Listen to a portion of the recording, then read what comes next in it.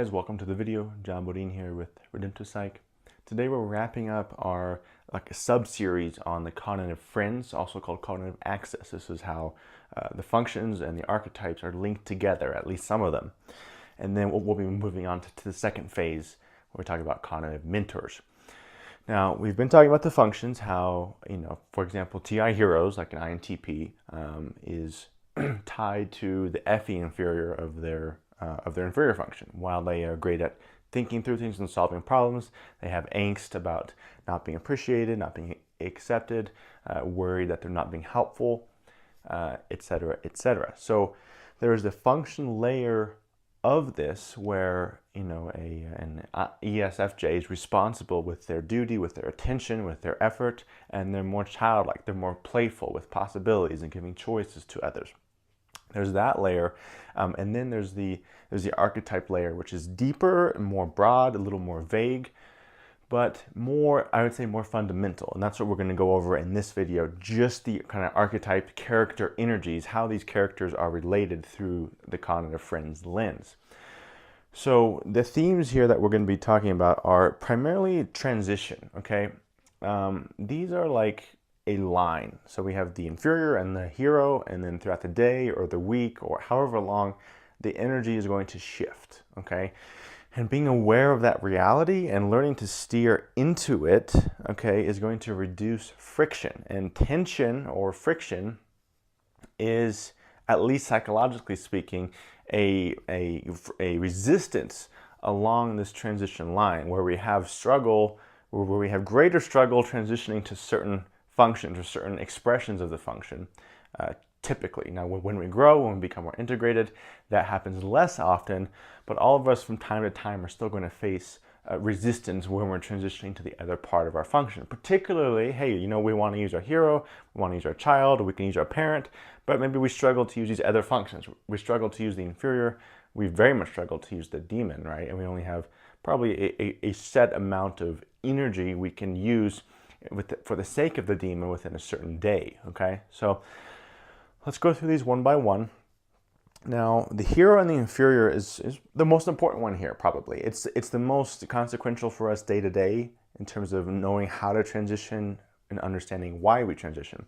So think of like a superhero, someone who goes out and saves the world, does all these amazing things, is glorified and recognized for all their abilities.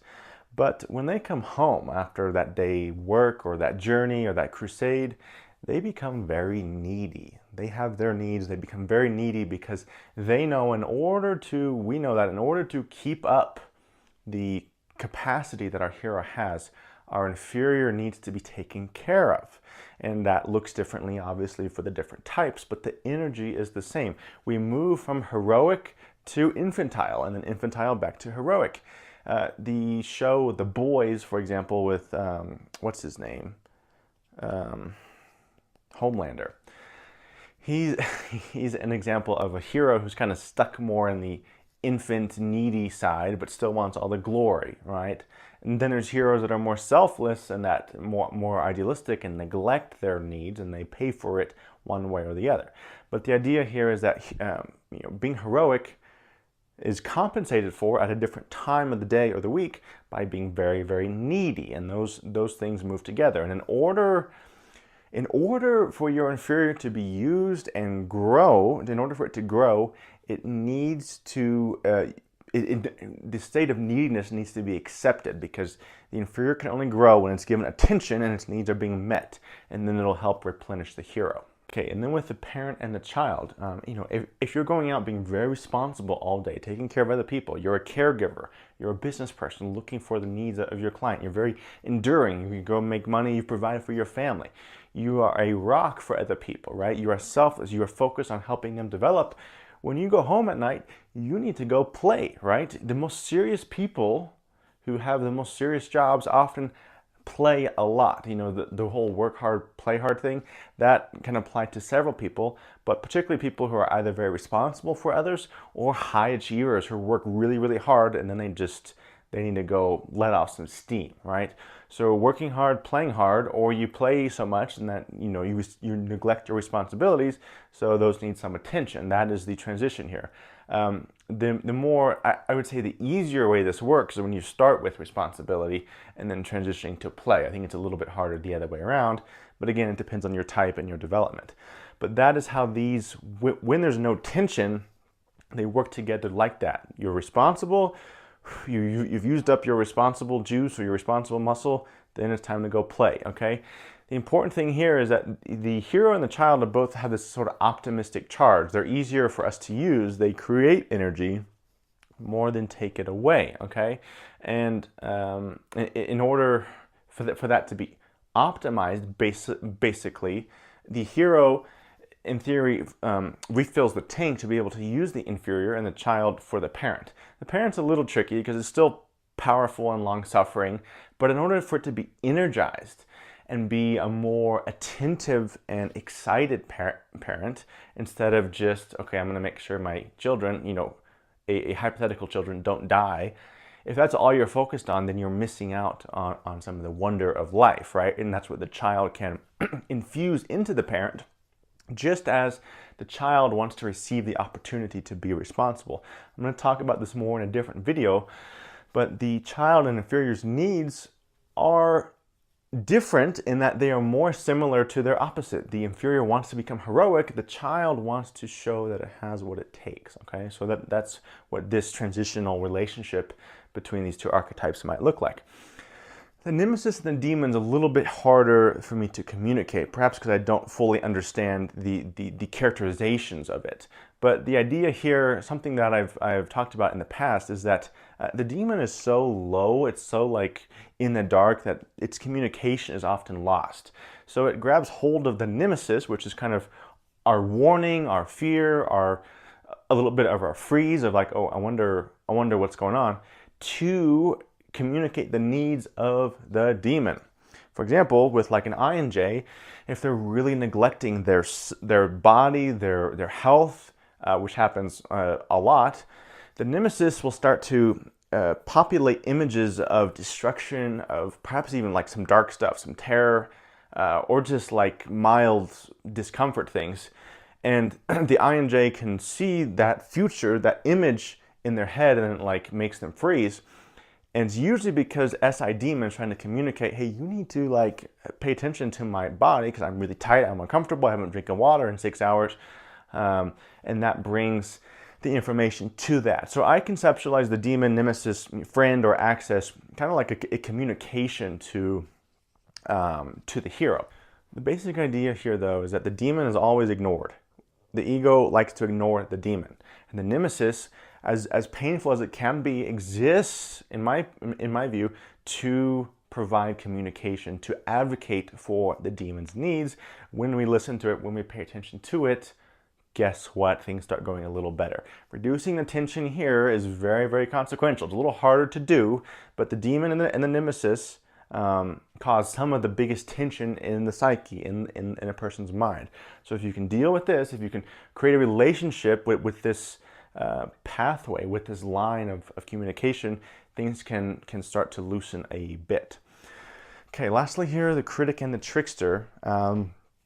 What I think of when I think of this is a very critical old person, right? We've all met senile old people who are kind of bitter, and that's how I conceptualize the critic. But the image here is what makes them critic and senile is that they are unaware of their tricksterly assumptions. We've talked to old people, all of us probably have, who are, really angry about this thing or complaining about this thing, but they're just kind of stuck in their perceptions, particularly, if some of their faculties are decaying, and there's a trickster under there grabbing hold or really blinding them from the bigger picture, that they're just criticizing a very small part and they miss out on the bigger picture, okay? I talked about this a bit in the trickster video on the Cognitive Archetype series, but tricksters and critics, as all these spectrums, that they have aspects of each other. So like a jester in a court, like the fool, is a very harsh critic, but it's very entertaining. It's through the guise of being a clown, right? But through that, he unleashes criticism, just as a very senile old person, or someone who like takes themselves way too seriously. The trickster is often blinding them to the bigger picture.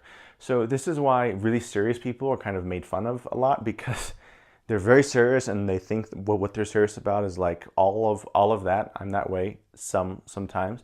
And the trickster blinds us by kind of convincing us that, oh yeah, the thing you're serious about, your inner critic, your higher wisdom is so superior, is so serious, but then the trickster is just, they're kind of playing with it. So you'll notice this with people who are a little more easygoing. Their critic is a little less tight, a little less grippy, and a little more fluid. So again, these more unconscious functions, the characterization of them is a little bit harder, but again, the movement here is important. So for example, with our critic, when we're using our critic function, becoming aware of how the trickster is involved. And we do this by asking questions. For IFJs, FI critic, okay, why do I feel unworthy? What are my expectations, TE trickster, that make me judge myself, FI critic, as being unworthy? I've talked about this before, and then the trickster reveals these absolutely crazy expectations that you have that are feeding into your critic. So I would say for these bottom two functions, especially the trickster and the demon, go start with the nemesis and the critic more. We have more awareness or processing ability through that than with the other one. So that is a broad landscape of how these transitions work. And the goal here is communication, to clear out the tunnels so that there's not as much blockage, so that we can flow a little better. I have this question here: what is flow state in relation to the functions? Is it just when our hero has reign over everything? Is it when all 8 functions are in some kind of harmony? Or perhaps the situation that we meet, whatever functions are required for that situation, we're able to produce that fairly easily. I think it's at least probably that last one, where we can get into flow state when whatever the situation demands, we have something from our cognition to offer it. I think that's at least one element of it. We have some preferred paths here, whether it's neural pathways, which I strongly believe it is, mixed with our nurture. We have certain sides of these that we will prefer. There are even people, particularly in certain times of life, who lead with their demon and trickster, and there's something maybe dark going on there, but not necessarily malicious. It's kind of a deep journey into the depths. So overall, though, these two functions are harder to use. But again, the goal is, hey, when the situation demands it, can I move to the other side? All right, guys, that wraps up this portion of the series, talking about the mechanics between the archetypes and the functions. This is the cognitive friends, also known as cognitive access. Next, we're going to be moving into the mentors, which is like the hero and the nemesis, and how the other functions, how the unconscious and the conscious functions communicate with each other. That is the next step in understanding this. So thank you guys for stopping by. Hope you guys enjoyed, and I'll see you next time. Bye.